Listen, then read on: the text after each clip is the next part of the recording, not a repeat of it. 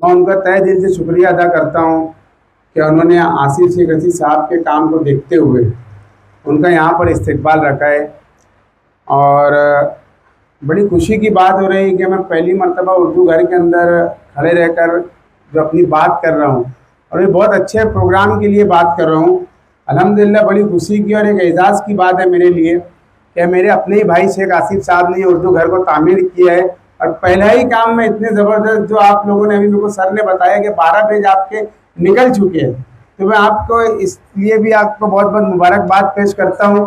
मैं हमें सियासी लोग तो मैं थोड़ी मतलब गुफ्तगू करता चलूँगा कि आपने पिछले दिनों में देखा होगा इलेक्शन से कबल आसिफ शेख रशीद साहब ने तकरीबन 5 करोड़ के फंड से 110 मस्जिदों के अंदर सोलार सिस्टम के काम की शुरुआत की थी। अल्हम्दुलिल्लाह सभी मस्जिदों में सामान पहुंच चुके हैं, किसमें आज काम वो आज अंडर प्रोसेस में।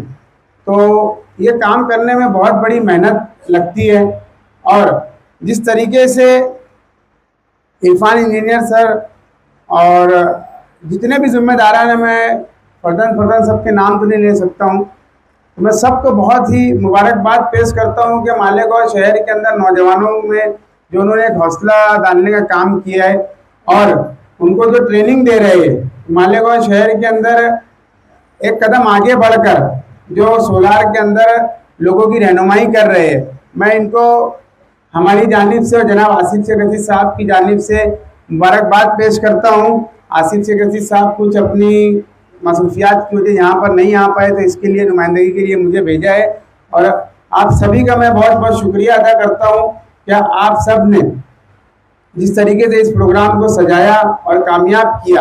मगर ऐसे प्रोग्राम में हम सोशल वर्कर करते हैं, लेकिन मैं ऐसा पहला प्रोग्राम दे रहा हूँ जो नौजवानों को, पढ़े लिखे नौजवानों को आप लोगों ने आगे लाने की बहुत ही भरपूर कोशिश की। मैं आपको इसके लिए बहुत बहुत मुबारकबाद पेश करता हूँ कि मालेगांव शहर में कुछ ही जो ऐसी सनतें हैं जिसमें मालेगांव शहर के बच्चे आज उनकी डिग्रियां घर में और उनके हाथ बाहर काले, गलत बोल रहा हूँ मुफ्ती साहब, लेकिन फिर आपने ये जो पहल की है मालेगांव शहर के बच्चों के लिए सोलार के लिए जो ट्रेनिंग आप दे रहे हो नमरा मस्जिद के अंदर, मुझे अभी इरफान सर ने जो बहुत सारी बातें बताई है, तो मुझे बहुत खुशी हुई इस प्रोग्राम में आकर मैं आपका फिर से एक बार शुक्रिया अदा करता हूँ। और हमारी पूरी टीम की जानिब से और आसिफ शेख रशीद साहब की जानिब से भी आपका शुक्रिया अदा करता हूँ कि आपने यहाँ पर बुलाकर हमारी हौसला अफजाई की, इज़्ज़त अफजाई की। और मैं आपको एक बात के यहाँ पर आसिफ शेख रशीद साहब की तरफ से यकीन दिलाता हूँ कि आपको जब कभी भी हमारी ज़रूरत पड़ी आप हमको याद करिए, इंशाल्लाह हम आपके साना बसाना हमेशा खड़े रहेंगे।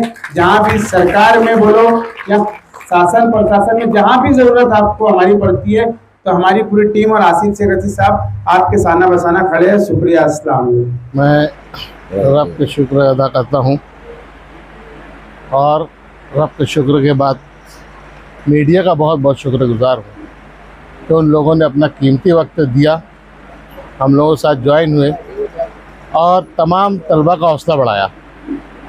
ये बहुत बड़ी बात है। मेहमान किराम ने भी अपना कीमती वक्त दिया, तमाम मसरूफियात छोड़कर बच्चों का हौसला बढ़ाना, ये बहुत अहम बात है। फाइनेंशियली कोई मजबूत हो या कमज़ोर हो, लेकिन सिर्फ उसके कंधे पर हाथ रख दें तो उसका हौसला बढ़ जाता है। वो काम करने के लिए, वो आगे अपना गोल हासिल करने के लिए तेज़ी से काम करता है। आप लोगों को बहुत बहुत मुबारक हो। जो तमाम तलबा को सर्टिफिकेट दिया गया है, अल्हम्दुलिल्लाह तमाम तलबा इस काबिल हैं फ़िलहाल कि वो डायरेक्टली किसी सोलार का काम कर सकते हैं। मज़ीद तरबियत की ज़रूरत नहीं है, लेकिन सीखता आदमी हर उम्र में हर वक्त है। ये जो टीम अल्हम्दुलिल्लाह, ये टीम जो तैयार हुई है, जो 12वां बैच तैयार हुआ है, तो मुसलसल 1 2 3 4 11वें बैच के बाद ये 12वां बैच, ये 12वां बैच भी इस कदर यानी इंटरेस्ट से, इस कदर मेहनत से सीखा है कि हम लोग बेफिक्र है कि वो लोग अब मार्केट में काम कर सकते हैं। वो बेफिक्री से काम करेंगे इंशाअल्लाह। और सबसे अहम बात 12वें बैच की ये थी कि ये बैच नमरा मस्जिद के अंदर से शुरू हुआ। मस्जिद का जो मकसद है उसको हासिल करते हुए मस्जिद से तमाम काम किए जाएँ, ना ये कि सिर्फ इबादत करे ताला मार दिया जाए। वहाँ से माशरत का काम हो। हमारे पास अलहम्दुलिल्लाह स्ट्रक्चर रेडी है, तमाम मसाजिद रेडी है, मदारिस रेडी है। तो हम लोग अपील करते हैं तमाम कौम के मुअज़्ज़िज़ीन से ज़िम्मेदारान से, ट्रस्टियान से कि अपने मसाजिद में स्टडी रूम, छोटा सा मुताला का या कोई ट्रेनिंग कोर्स शुरू करें। इसकी बहुत ज़रूरत है। जो लोग बाहर बैठ के मोबाइल खेलते रहते हैं, महलों में बैठे रहते हैं, तो छोटा कोर्स ये मसाजिद से शुरू किया जाए। अल्लाह के रसूल ने सहाबा किराम की तरबियत मस्जिद से की, असहाब सुफ़्फ़ा की तरबियत मस्जिद से की गई। वफूद जो बाहर से आते थे उनके साथ मुलाकात मस्जिद में होती थी। तो हम लोग कब इन चीज़ों का इस्तेमाल करेंगे? हमारे पास स्ट्रक्चर रेडी है, हम लोग के पास सिर्फ अफराद रेडी नहीं है। तो हम लोग को अफराद तैयार करना है कौम के। वकालत में आप तैयार कीजिए, बच्चों महल्ले के 3-4 मखसूस बच्चों को चुन लीजिए, आप मदद कीजिए, माली मदद भी कीजिए और उनको सपोर्ट भी कीजिए। मस्जिद में उनके लिए बैठ कर पढ़ने का इंतज़ाम कीजिए। इस तरीके से एक मस्जिद भी 4-4, 5-5 फ़र्द भी तैयार कर दिए तो कौम के लिए बहुत बड़ी तरक्की की बात हो जाएगी। और दीनी और असरी मस्जिद में पढ़ाने का और माहौल बनाने से फ़ायदा ये होगा कि बच्चे गलत नई चीज़ नहीं सीखेंगे, बेअदबी का शिकार नहीं होंगे। और ख़ास तौर पे जो मस्जिद से दूर, मतलब मेरा कहना मस्जिद से करीब जो लोग रहते हैं, आपने देखा होगा एक मखसूस माहौल बनाने की वजह से मोबाइल पर वक्त गुजारी वगैरह कम हो जाती है। आप जोड़िए मस्जिद से, बहुत ही अहम काम। मस्जिद नमरा से ये काम हुआ है, ये इब्तिदा है। इसी तरीके से हम लोग उम्मीद करते हैं और भी कम मसाजिद से काम हो रहा होगा, अल्लाह उनको जज़ाए खैर दे। लेकिन जहाँ से काम नहीं हो रहा है, ये उनके लिए एक मिसाल रहा है। जिन बच्चों ने कोर्स कर लिया है, आगे फ्यूचर में आप किस तरीके से उनका हेल्प करेंगे? पहले तो हम उनको जॉब लगाने की कोशिश कर रहे हैं कि फ़ौरन उनको जॉब लग जाए। अगर किसी सूरत में जॉब नहीं लगती तो हम इलेक्ट्रॉन सोलार एजेंसी जो कंपनी है, एनर्जीज जो है, इसके साथ जोड़कर हम लोग पहले मालेगांव में ही कुछ काम करने की कोशिश कर रहे हैं, मालेगांव के अतराफ़ में। और जब बच्चे वापस ट्रेंड हो जाएंगे तो हम उनको वापस कुछ जॉब पर लगेंगे और जो बच्चे जॉब से और सीख लेंगे मज़ीद मेगावाट में या बड़े प्रोजेक्ट के अंदर, हम उनकी टीमें बनाएंगे। फिर उसके बाद कोर्सेज के बाद 13वें कोर्स के लिए आपके पास क्या प्लान है? हम लोग 13वें कोर्स के लिए फ़िलहाल तो हम लोग रजिस्टर करेंगे 1 महीना 1.5 महीना, सारे बच्चों का रजिस्ट्रेशन लेंगे। उसके बाद नमरा मस्जिद से भी हो सकता है 13वां कोर्स, या और भी कोई जगह पर हम लोगों को लगा कि मुनासिब जगह है, मदरसा है या कोई हॉल है या क्रैशा मस्जिद का भी अल्हम्दुलिल्लाह किस सर ने कहा, अशफाक लाल सर ने, कि वहाँ से भी शुरू किया जा सकता है, तो हम लोग वहाँ से भी शुरू करेंगे। ये ना 13वें पर बस होगा ना 20वें पर बस होगा। ये बस तभी होगा जब मालेगांव कम से कम ये हब बन जाएगा सोलार का। हम तब तक कोशिश करते रहेंगे, हम ना हारने वाले नहीं, रुकने वाले नहीं है। जो सर्टिफिकेट दिया गया है वो गवर्नमेंट का सर्टिफिकेट है या आपका प्राइवेट है? अगर प्राइवेट है तो गवर्नमेंट उसको दिया जाएगा, अगर तो ज़्यादा बेनिफिट मिलेगा, इसके बारे में आप बताएं। फ़िलहाल तो हम लोगों ने प्राइवेट सर्टिफिकेट तकसीम किया है। गवर्नमेंट कोर्सेज़ को अगर हम लोगों को एक्सेस मिला या हम लोगों को नॉलेज मिली या कोई शुरू करता है, हम एडमिशन लेंगे और सीखेंगे। सीखने के लिए तो सारी उम्र है। और सर्टिफिकेट जो है वो सिर्फ जॉब के लिए होता है। आप अगर अपना हुनर आजमाएं तो किसी सर्टिफिकेट की ज़रूरत नहीं है, लोग आपके पीछे ज़रूर आपको ढूंढ लेंगे। आप अपना हुनर आजमाएं और हौसला रखें, सबसे अहम चीज़ है हौसला। और टीम बनाएं और सोशल मीडिया का इस्तेमाल करें। ये हम तमाम बैच के बच्चों को कहते हैं। लेकिन 13वें, 14वें, 15वें, 20वें बच्चे के हम लोग तो कोशिशें करेंगे, अल्लाह ने चाहा तो हम लोग 100 बच्चों का बैच बनाएं और ज़्यादा तेज़ी से लोगों को सिखाएंगे। ऐसा वक्त जो उनका फ्री टाइम है, हमारे जितने भी बैचेस चले हैं वो सब रात के वक्त में चले हैं।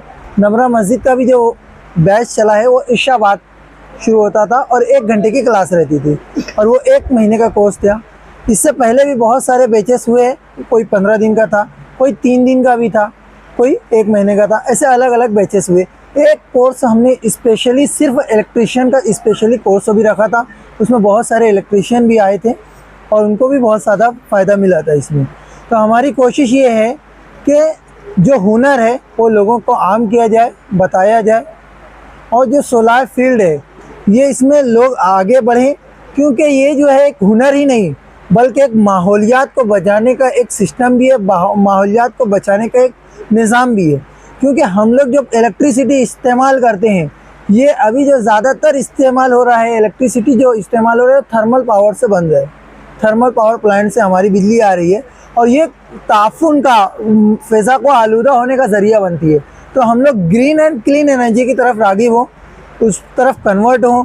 तो जब इस ग्रीन एनर्जी की तरफ कन्वर्ट होंगे तो हम माहौल दोस्त कहलाएंगे और माहौल दोस्त होने के साथ साथ हम परिवर्तन का, धरती का, है ना, अपने पर्यावरण का हम लोग ख्याल कर रहे हैं और उसके लिए काम कर रहे हैं, माहौलियात के लिए भी काम कर रहे हैं, हम लोग माहौल दोस्त बन गए हैं। सवाल एनर्जी जो सोलर एनर्जी है उसके लिए अवेयरनेस के लिए अभी तक के आपने कोई सेमिनार वगैरह किए लोगों का अवेयर करने के लिए, या आगे फ्यूचर में कुछ करना है? सेमिनार के तौर पे ऐसा है कि हमारे गेस्ट लेक्चर भी बहुत सारे जगह होते हैं। एक जगह हुआ था, मंसूरा कॉलेज में भी गेस्ट लेक्चर हुआ था, और भी बहुत सारी जगह ऐसे हम लोग करते हैं गेस्ट लेक्चर।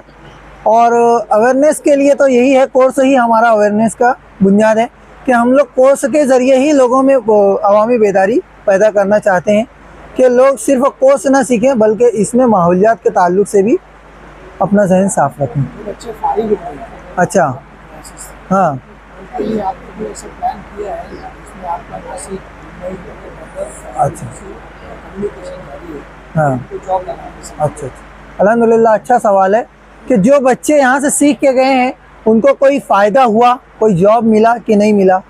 बहुत सारे बच्चे ऐसे हैं कि पर्सनली अपने तौर से उन्होंने हमारे सर्टिफिकेट की बुनियाद पर या अपनी स्किल की बुनियाद पर जो उन्होंने यहाँ से सीख कर गया उसकी बुनियाद पर उन्होंने कोशिश की और वो दूसरी कंपनियों में जॉब पर हैं। और दूसरा, हम लोगों ने भी उनको बहुत सारे तरीके से सपोर्ट किया।